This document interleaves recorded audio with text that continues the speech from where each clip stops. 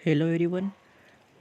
आज आपके सामने एक विल हैव का चैप्टर लेकर आया हूँ जो कि आपके लिए बहुत हेल्पफुल रहेगा।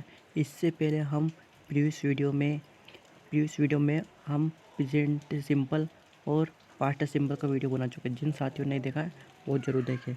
जैसे कि हम विल हैव, सेल हैव का आज पढ़ेंगे जो कि इस प्रकार यहाँ पे दिया गया है। तो स्टार्ट करते हैं। आगे इसमें देखते हैं, कुछ हम थर्ड पर्सन या फर्स्ट पर्सन देख लेते हैं इसमें होता क्या है। इसमें पहला वाला दिया गया है, इसमें फर्स्ट पर्सन क्या दिया गया है। फर्स्ट पर्सन में पहला वाला दिया गया है, यहाँ पे इस प्रकार दिया गया है। ये मतलब कि सिंगुलर और प्लूरल दोनों चीज़ इसमें आ जाएगी।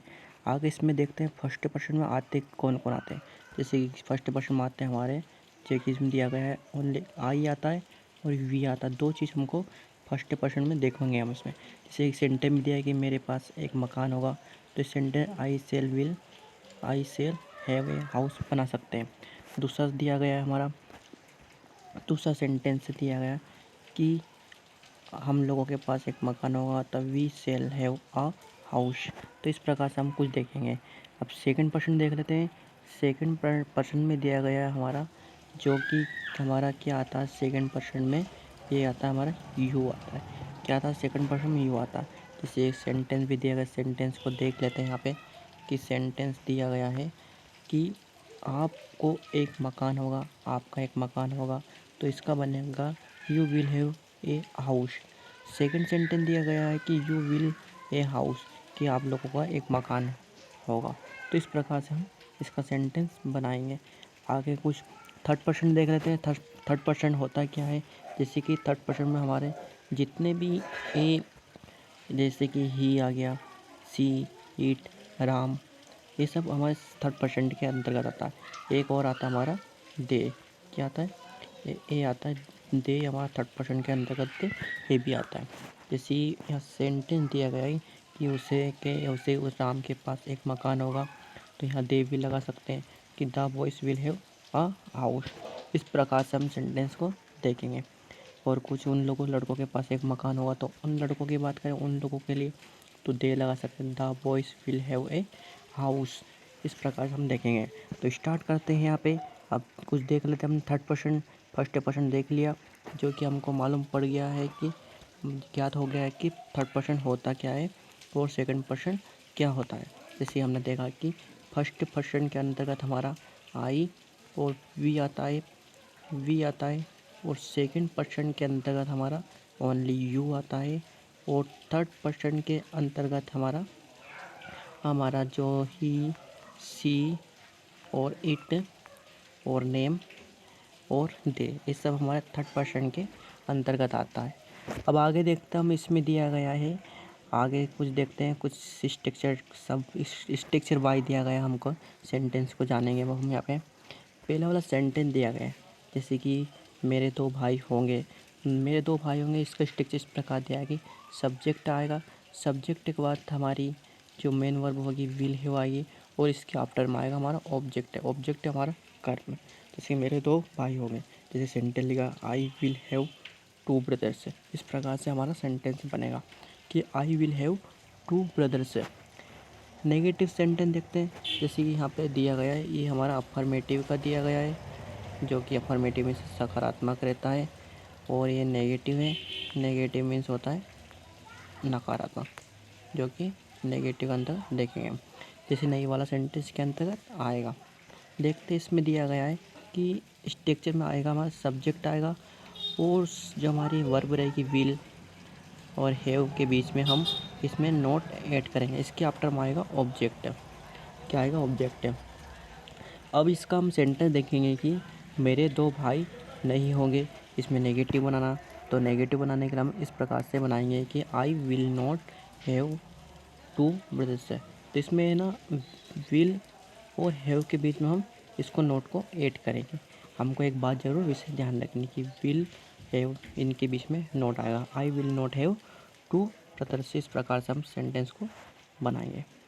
अब इंट्रोगेटिव सेंटेंस बनाने के लिए हमको इसकी हमारी हेल्पिंग वर्ब पहले आएगी, तो हेल्पिंग वर्ब हमारी पहले विल आएगी। विल के आफ्टर में सब्जेक्ट आएगा और हैव आएगा। विल और हैव के बीच में हमारा सब्जेक्ट लिखेंगे और इसके अंदर में आएगा ऑब्जेक्ट।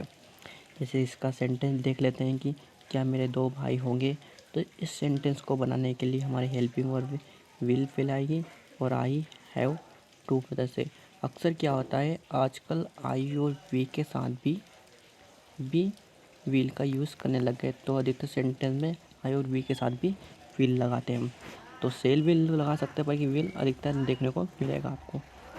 अब देखते हैं इसमें इंट्रोगेटिव का हमारा जो कि चौथा नंबर का रहता है, इसको बोलते हैं हम इंट्रोगेटिव प्लस नेगेटिव।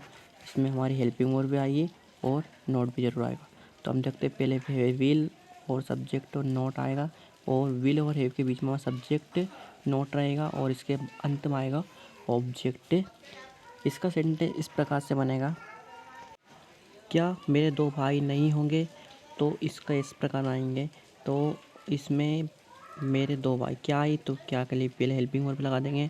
तो इसके बाद मेरे के लिए आई और नहीं के लिए नोट, और इसके बाद में हैव, और इसके बाद 2 ब्रदर्स। तो will I not have 2 brothers. इस प्रकार हम सेंटेंस को हिंदी से इंग्लिश में चेंज करेंगे।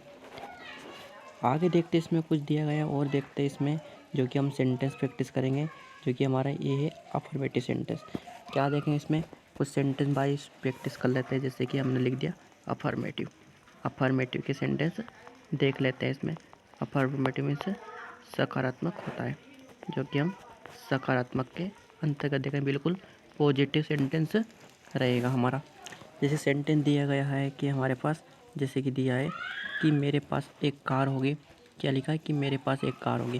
पास वाला सेंस आता है, तो इसके साथ हम helping verb I shall have या कार भी लगाए। देखो मैंने बताया था कभी कभी क्या था आई के साथ और वी सेल भी लगता है और ए भी लगता है। इस प्रकार से हम सेंटेंस कर सकते हैं। जैसे मेरे पास एक कार होगी तो I shall have uh car, इस प्रकार से हम बना सकते हैं। दूसरा दिया गया है कि रमेश के पास एक मकान होगा। तो रमेश के पास एक मकान होगा, तो फ्यूचर वाला सेंस बता रहा है।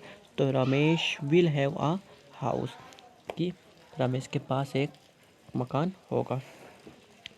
आगे इसमें देखते हैं, जैसे कि सेंटेंस लिखा 3 नंबर का, उसे एक घोड़ा होगा।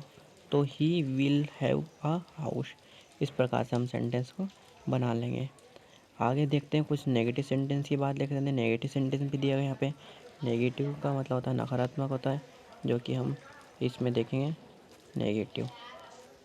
ये जैसे कि मेरे पास एक कार नहीं होगी, तो I shall not have a car. देखो यहाँ सेल भी लगा सकते हैं और विल भी ऐड कर सकते हैं, कोई इसमें कोई अंतर नहीं रहेगा। आगे इसमें देखते हैं कि रमेश के पास एक मकान नहीं होगा।